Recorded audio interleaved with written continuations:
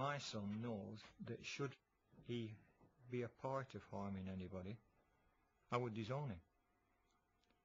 And so would the rest of the family. They disown him completely. But I don't think there's a chance on this earth that my son could do anything like that. In fact, I'd stake my life on it. Before his conversion, John dreamed of being a rock star, but not now. Inland Revenue, John speaking, how may I help? Okay. Despite studying music for 3 years, he got rid of all his instruments and recording equipment in case his music was out of tune with his religion. I loved writing music, I'll not deny that. But it's a big argument within Islam about whether music using stringed instruments is halal or haram, allowed or forbidden. So some people say it's haram, some people it's definitely, it's alright, you can do it.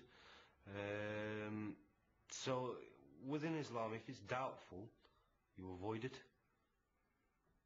I can't come to terms with the fact that somebody would spend 3 years devoting himself to music and all of a sudden that's gone by the wayside, and I think that's a total waste.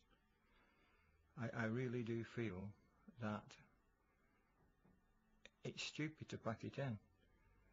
This is how strong he thinks about his religion. If his religion says that's what he has to do, then John will do it.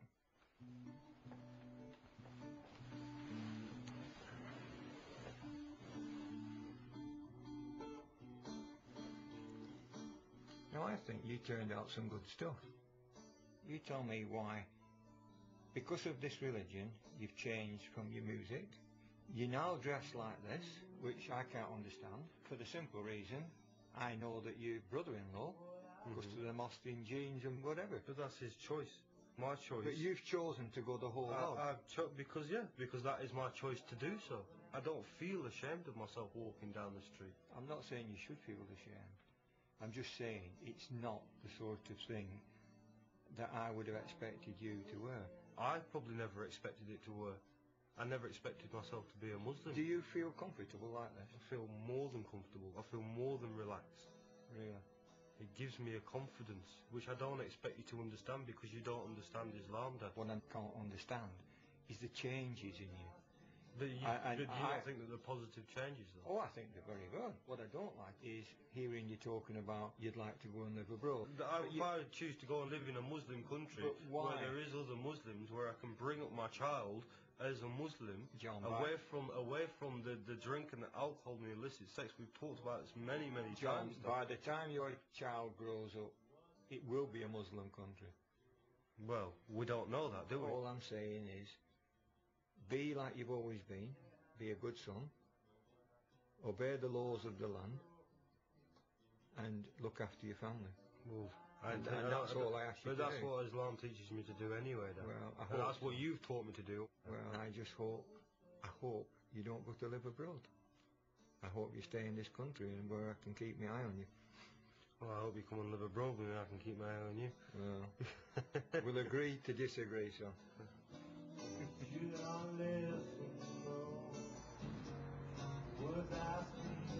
John hasn't found it possible to be both a good Muslim and a musician. But how much does Islam really demand that converts give up? You know him as Cassius Clay, but he wants to be known as Muhammad Ali.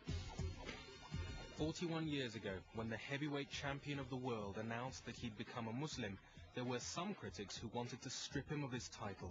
But did anyone even ask whether a Muslim is allowed to box? Some scholars say that you're not allowed to hit in the face of a Muslim or a non-Muslim because it's God's creation and man is created in the best of forms, so it's not really good to be mashing people in the faces. Akil Burton took up boxing 20 years ago at the age of 14 and for 7 years was a professional fighter. But that was before he converted to Islam. Back then he was still known by the rather unlikely film star name he was given by his Jamaican Christian parents, Richard Burton. He was sent to church on Sundays and we used to go there for Easter and Christmas and all the other special occasions. And I can remember not really feeling any sort of affiliation to it. We didn't feel that he was talking about us And a lot of the time you go into churches and you'd see like pictures of Jesus and Mary and all these disciples, and everyone was white, and you think, well, a bit of a swizz that. Some people say that the Bible condoned slavery. How can that be right? If God's going to send a religion, he's going to send something which is for everybody. If Akil saw Christianity as a white man's religion, then Islam seemed no less exclusive. Growing up in Manchester, the only Muslims he knew were Asians. If you was to ask me what a Muslim was, I wouldn't have a clue. I'd have said, oh, an Asian guy.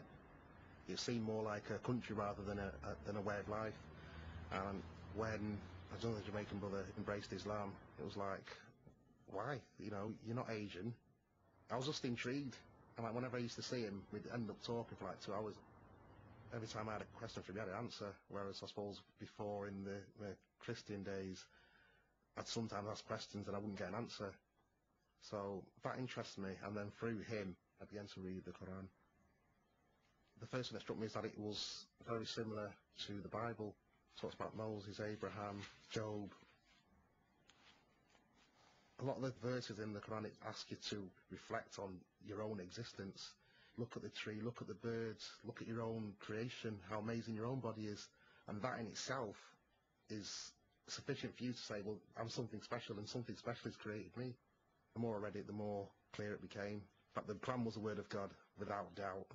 And that this is what I had to follow. I knew that in my heart. So one day I just woke up and said, oh, this is it. What happens if God stops calling me?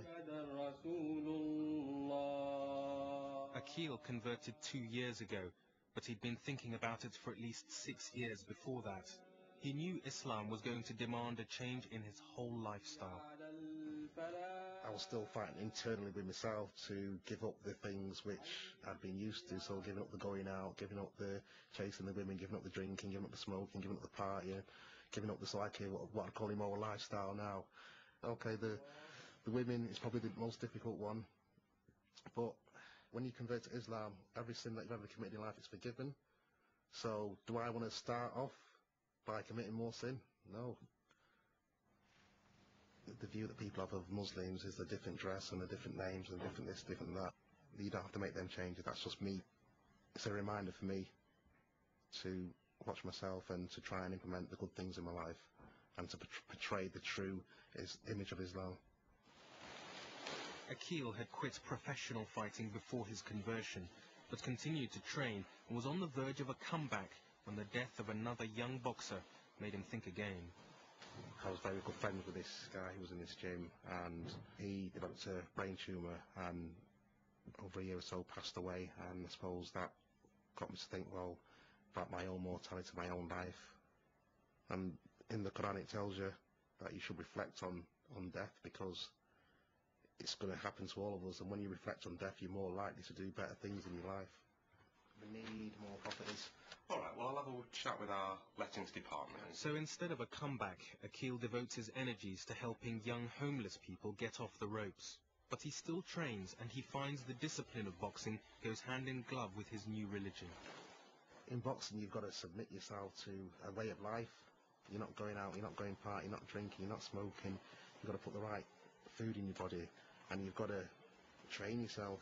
So you've got to sort of lock yourself away from society to an extent and get yourself mentally and physically prepared. I suppose for me Islam is the same in that Islam you do all the hard work, you do all the you do all the learning, and you try and implement all these things into your life which in the long run are going to benefit you.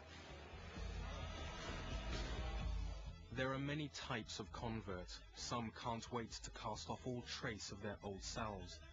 But there are also those who see Islam as an enrichment of their former life, not a rejection of it.